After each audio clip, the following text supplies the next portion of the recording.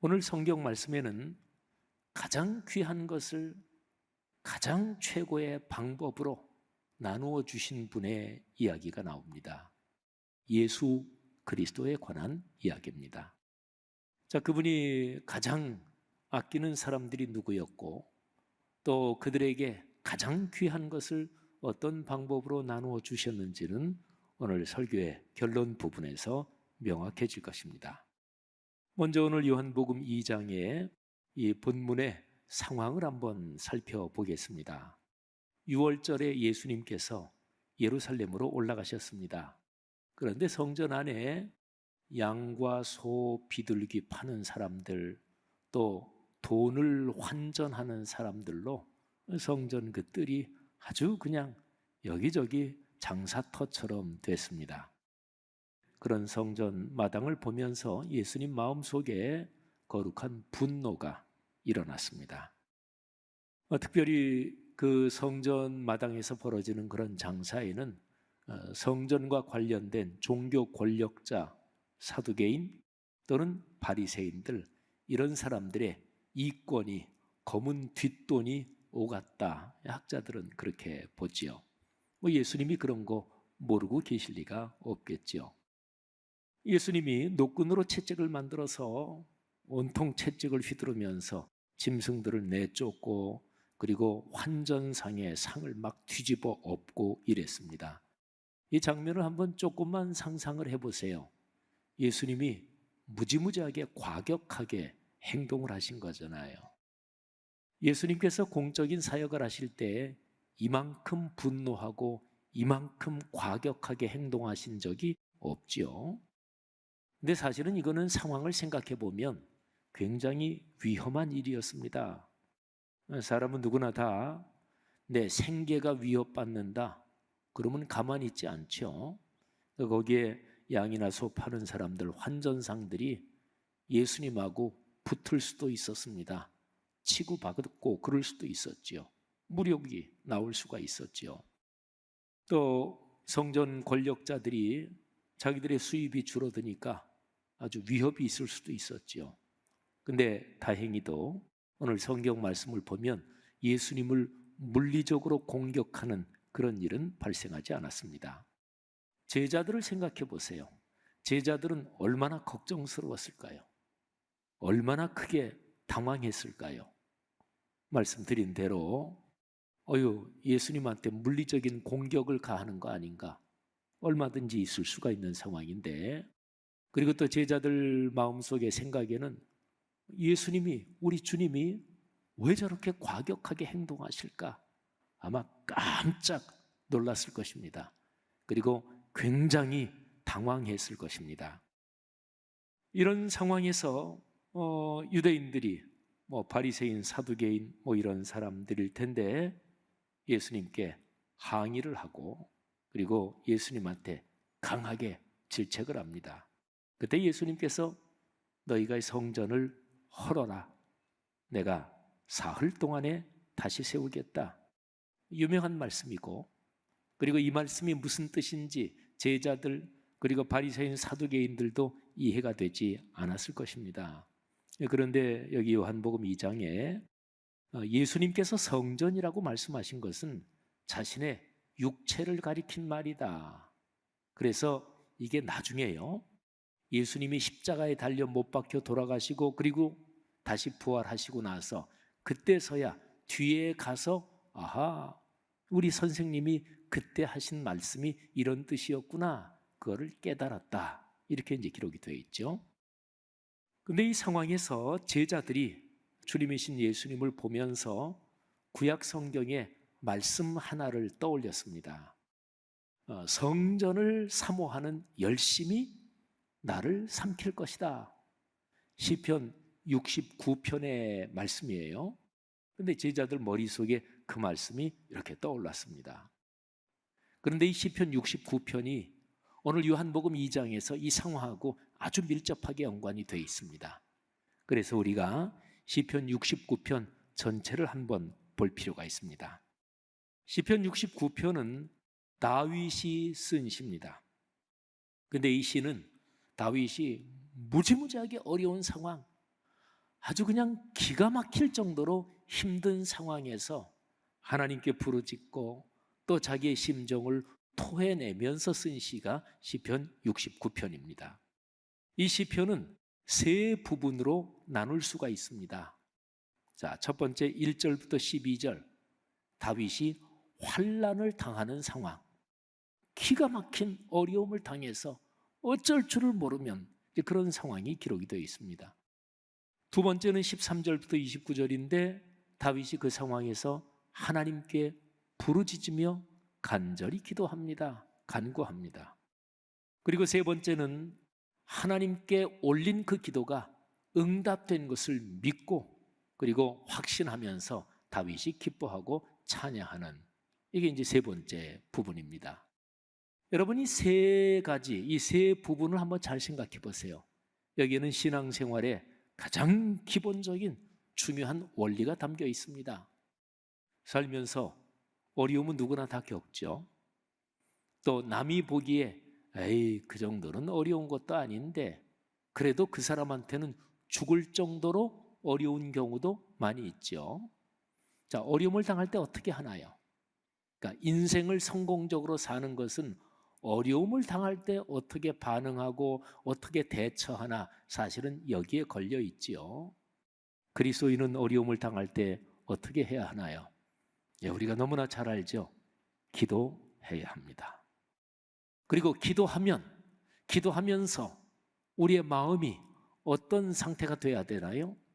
하나님께서 내 기도를 들어주신다, 응답하신다, 그걸 확신하고 그리고서 믿음을 가지고 이 어려움을 이겨낼 것이다, 이런 굳은 마음을 가져야죠. 그러니까 어려움을 당할 때 기도하고, 기도한 것은 응답해 주실 줄로 믿고, 그러면 심정이 변합니다. 내 삶의 상황은 아직까지 어려운 그 상황이 바뀌지는 않았어요. 근데 상황은 안 바뀌었는데 내 마음의 심정이 바뀌어요. 그러면 그 어려움은 이긴 거나 다름이 없습니다. 여러분의 삶의 시편 69편의 세 부분에 연관된 이런 신앙의 훈련이 넉넉하시기를, 그래서 삶의 어려움을 잘 이겨내시기를 주의 이름으로 축복합니다. 자, 이 시의 첫 번째 부분 9절인데요. 거기가 요한복음 2장 17절에 인용된 부분이에요. 주의 전을 사모하는 열심히 나를 삼킨다. 근데 다윗이 처절한 환난을 당하는 이 모습을 기록한 첫 번째 부분, 제가 한번 낭독해 드리겠습니다. 하나님이여 나를 구원하소서. 물들이 내 영혼에까지 흘러 들어왔나이다.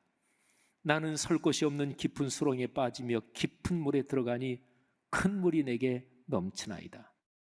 내가 부르짖음으로 피곤하여 나의 목이 마르며 나의 하나님을 바라서 나의 눈이 쇠하였나이다. 까닭없이 나를 미워하는 자가 나의 머리털보다 많고 부당하게 나의 원수가 되어 나를 끊으려 하는 자가 강하였으니 내가 빼앗지 아니한 것도 물어주게 되었나이다. 하나님이여 주는 나의 우매함을 아시오니 나의 죄가 주 앞에서 숨김이 없나이다. 주 만군의 여호와여, 주를 바라는 자들이 나를 인하여 수치를 당하게 하지 마옵소서. 이스라엘의 하나님이여, 주를 찾는 자가 나로 말미암아 욕을 당하게 하지 마옵소서. 내가 주를 위하여 비방을 받아싸우니 수치가 나의 얼굴에 덮였나이다. 내가 나의 형제에게는 객이 되고 나의 어머니의 자녀에게는 낯선 사람이 되었나이다. 주의 집을 위하는 열성이 나를 삼키고 주를 비방하는 비방이 내게 미쳤나이다. 내가 곡하고 금식하였더니 그것이 도리어 나의 욕이 되었으며 내가 굵은 배로 내 옷을 삼았더니 내가 그들의 말거리가 되었나이다.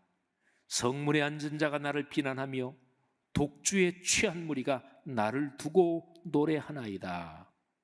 아멘. 여러분, 다윗의 이 환난 중에 부르짖는 이 기도에서 진짜로 귀한 것이 있습니다. 제가 지금 읽어드렸는데, 다윗은 까닭 없이 고난과 어려움을 당하고 억울하게 당하는 거예요. 그런데 그런 중에도 나의 죄가 주 앞에서 숨김이 없나이다 하면서 자신의 모습을 성찰합니다. 여러분, 이거 쉬운 거 아니잖아요, 그죠? 대개 사람은 진짜로 내가 생각하기에 나 잘못한 거 없다, 저 사람이 괜히 나를 시비 건다, 또 괜히 공격한다, 이럴 때 자기 자신, 내가 뭐가 부족한 게 있나? 이거 성찰하는 거 보통 이게 인품이 아닙니다. 다윗은 지금 그렇게 하고 있어요. 그 다음에 자기가 공격을 받으면서 다윗의 마음속에 굉장한 걱정이 있습니다. 주님을 바라는 진실한 다른 사람들이 나 때문에 수치를 당하지 말고, 주님을 찾는 진실한 신앙인들이 나 때문에 욕을 당하지 않게 하옵소서. 지금 자기 걱정할 때지 남 걱정할 때예요. 그런데 다윗은 어려움을 당하면서 하나님의 이름이 욕되게 되면 안 되겠다, 주님을 신실하게 믿는 신앙인들이 어려움을 당하면 안 되겠다, 그 걱정을 하고 있는 거예요. 사랑하신 여러분, 이 다윗의 성숙한 신앙, 여러분과 저의 마음속에 깊이 교훈이 되기를 간절히 바랍니다. 자, 이렇게 간절한 부르짖음, 여기에서 다윗이 이거를 기도로 하나님께 올립니다. 자, 다윗의 심정, 그 절절한 상황이 어떻게 기도의 언어로 표현되는지 한번 들어보시고요. 요즘 특별히 어려운 분이 계시다면 다윗이 기도로 올린 이 기도에 잘 한번 집중해 보시기를 바랍니다. 이 두 번째 내용 꽤 긴데요, 제가 또 낭송해 드릴 텐데 잠깐 중요한 부분을 설명을 드리면, 다윗은 기도하면서 이런 얘기를 합니다. 하나님의 은혜로만 제가 살 수 있습니다. 여러분, 이거 참 중요한 얘기잖아요. 은혜, 인자하심, 긍휼하심, 하나님이 나를 불쌍하게 여기심, 뭐 이런 게 다 같은 말인데, 주님의 은혜, 그 인자하심으로 제가 살 수 있습니다. 그리고 또 하나 중요한 얘기를 하는데, 구원의 진리. 진리 그러면 그거는 기록된 말씀을 바탕으로 하는 거예요. 하나님의 말씀이죠. 하나님의 구원의 진리, 구원의 말씀으로 저를 도와주옵소서. 그리고 특별히 중요한 표현이 주의 얼굴을 제게서 숨기지 마옵소서. 제 아무리 어려워도 하나님이 얼굴이 나를 향하고 하나님이 나를 주목하고 계시면 그러면 넉넉히 이길 수 있어요. 그 다음에 또 하나, 다윗이 기도의 언어로 하나님께 올린 여기에서 아주 중요한 게 있습니다. 다윗이 자기를 공격하는 사람들에게 아주 강한 기도를 올리는데, 하나님 그들을 징벌해 주십시오. 근데 저주의 정도의 기도를 올립니다. 이게 이제 시편 장르 중에서 저주의 시편, 저주의 기도라고 하는 거예요. 여러분, 우리 사람이 살면서 진짜 내가 까닭없이 억울한 일을 당한다 할 적에 나를 그렇게 힘들게 하는 그 사람들에 대해서 섭섭한 감정이 없을까요? 누구나 다 있잖아요. 그러면 그렇게 섭섭한 감정이 있는데도 마음속에서는 죽겠는데 그 사람에게 아유 고맙습니다 이러는 게 신앙인의 겸손이고 신앙이 훌륭한 것일까요? 그렇지는 않습니다. 속에선 타들어가면서, 그리고 나중에 그 사람이 알지 못하는 방법으로 복수하겠다, 그런 거 신앙인의 태도는 아니잖아요. 물론 그렇다고 해서 직접적으로 대놓고 충돌하는 것도 결국 성숙한 자세는 아니지요. 그런데 그 심정을 하나님 앞에 토해놓는 거예요. 이게 저주의 기도, 저주의 시편이라는 장르입니다. 자, 한번 두 번째 부분, 다윗의 참으로 절절한 기도의 언어를 들어보십시오. 여호와여, 나를 반기시는 때에 내가 주께 기도하오니 하나님이여, 많은 인자와 구원의 진리로 내게 응답하소서. 나를 수렁에서 건지사 빠지지 말게 하시고 나를 미워하는 자에게서와 깊은 물에서 건지소서. 큰 물이 나를 휩쓸거나 깊음이 나를 삼키지 못하게 하시며 웅덩이가 내 위에 덮쳐 그것에 입을 닫지 못하게 하소서. 여호와여, 주의 인자하심이 선하시오니 내게 응답하시며 주의 많은 긍휼에 따라 내게로 돌이키소서. 주의 얼굴을 주의 종에게서 숨기지 마소서. 내가 환난 중에 있사오니 속히 내게 응답하소서. 내 영혼에게 가까이 하사 구원하시며 내 원수로 말미암아 나를 속량하소서. 주께서 나의 비방과 수치와 능욕을 아시나이다. 나의 대적자들이 다 주님 앞에 있나이다. 비방이 나의 마음을 상하게 하여 근심이 충만하니 불쌍히 여길 자를 바라나 없고 긍휼히 여길 자를 바라나 찾지 못하였나이다. 그들이 쓸개를 나의 음식물로 주며 목마를 때에는 초를 마시게 하여사오니 그들의 밥상이 올무가 되게 하시며 그들의 평안이 덫이 되게 하소서. 그들의 눈이 어두워 보지 못하게 하시며 그들의 허리가 항상 떨리게 하소서. 주의 분노를 그들의 위에 부으시며 주의 맹렬하신 노가 그들에게 미치게 하소서. 그들의 거처가 황폐하게 하시며 그들의 장막에 사는 자가 없게 하소서. 무릇 그들이 주께서 치신 자를 핍박하며 주께서 상하게 하신 자의 슬픔을 말하여 싸우니 그들의 죄악에 죄악을 더하사 주의 공의에 들어오지 못하게 하소서. 그들을 생명책에서 지우사 의인들과 함께 기록되지 말게 하소서. 오직 나는 가난하고 슬프오니 하나님이여 주의 구원으로 나를 높이소서. 참 공감이 갑니다. 그잖아요. 억울한 일을 당할 때, 힘든 일을 당할 때.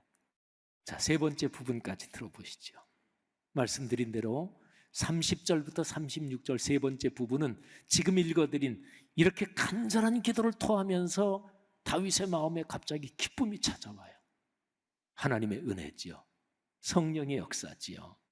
그래서 내가 기도한 것 이미 응답된 걸로 이게 마음에 확신이 되면서 기쁨의 찬양을 올리는 거예요.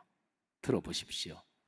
내가 노래로 하나님의 이름을 찬송하며 감사함으로 하나님을 위대하시다 하리니 이것이 소 곧 뿔과 굽이 있는 황소를 드림보다 여호와를 더욱 기쁘시게 함이 될 것이라. 권고한 자가 이를 보고 기뻐하나니 하나님을 찾는 너희들아 너희 마음을 소생하게 할지어다. 여호와는 궁핍한 자의 소리를 들으시며 자기로 말미암아 갇힌 자를 멸시하지 아니하시나니 천지가 그를 찬송할 것이요 바다와 그 중에 모든 생물도 그리할지로다. 하나님이 시온을 구원하시고 유다 성읍들을 건설하시리니 무리가 거기에 살며 소유를 삼으리로다. 그의 종들의 후손이 또한 이를 상속하고 그의 이름을 사랑하는 자가 그 중에 살리로다. 아멘. 사랑하시는 여러분, 삶에서 어려움이 닥칠 때 하나님께 기도해서 하나님이 주시는 그 응답, 그 은혜가 여러분의 아들, 딸, 손자, 손녀들 그 후손에게 넉넉하게 강물처럼 흐르고 이어지기를 주님의 이름으로 축복합니다. 자, 질문 하나 던지죠. 다윗은 그렇게 절절하게 어려운 상황에서 아니 어떻게 그렇게 기도하고 또 기도하면서 그 확신을 체험했을까요? 그게 어떻게 가능했을까요? 여러분 잘 생각해 보세요. 사람이 어떤 상황에서 반응하잖아요. 그 반응하는 거는 자기 머릿속에 들은 거하고 자기의 마음속에 있는 삶의 태도 거기에서 나와요. 자기의 머릿속의 인식과 마음에서 나온다고요. 자, 그러면 어려움이 닥칠 때 그 사람하고 싸우지 않고 또는 나중에 내가 반드시 복수한다 이렇게 꼬부라져 있지 않고 하나님께 이렇게 기도하는 거는 어떻게 그럴 수가 있을까요? 그러니까 다윗이라는 사람의 머리와 마음속에 어려움이 닥치면 하나님께 기도해야 된다 이게 늘 있는 거예요. 그러니까 성경 말씀의 그 가르침이 다윗의 마음속에 늘 있었던 거예요. 다윗은 하나님의 말씀을 깊이 묵상한 사람이었습니다. 시편의 수많은 시들은 다윗이 지은 거예요. 다윗이 하나님의 말씀을 얼마나 깊이 묵상했을까요? 사랑하신 여러분, 다윗의 마음속에, 다윗의 머릿속에 말씀이 있었어요. 그러니까 어려움을 당할 때 즉각적으로 그 말씀의 가르침에 따라서 기도하고 그리고 응답을 받은 거죠. 자, 오늘 설교 본문 요한복음 2장으로 넘어갈까요? 오늘 요한복음 2장 13절 이하에 아주 중요한 표현이 있습니다. 이 중요한 표현에 세 가지 단어가 연관됩니다. 한번 보세요. 제가 일단 괄호를 쳐놨는데요. 무엇을 기억하더라. 무엇을 기억하고 무엇을 믿었더라. 여기에 두 가지 단어를 주목하십시오. 기억했다 그리고 믿었다. 자, 여러분 제가 중요한 단어가 세 가지 있다고 했는데 여기는 두 가지밖에 없네요. 근데 어쨌든 이 두 가지를 생각해 보세요. 기억했다. 그 무엇이 자기의 마음속에 있었고 어려운 일을 닥칠 때 머리에 떠오른 거예요. 그러니까 제자들이 주님이신 예수님이 왜 저렇게 과격하게 난리를 피우시지? 그럴 때에 구약 성경의 말씀이 떠오른 거잖아요. 그래서 그게 마음속에 머릿속에 기억됐고 그래서 그 말씀이 믿어졌다 이런 거잖아요. 자, 제가 이미 세 번째 단어를 말씀드렸는데 세 번째 단어를 한번 제가 또 보여드리겠습니다. 아까 괄호친데 거기에 제가 내용을 채워놨어요. 보십시오.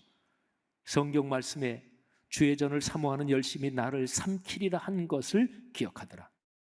이 말씀하신 것을 기억하고 성경과 예수께서 하신 말씀을 믿었더라.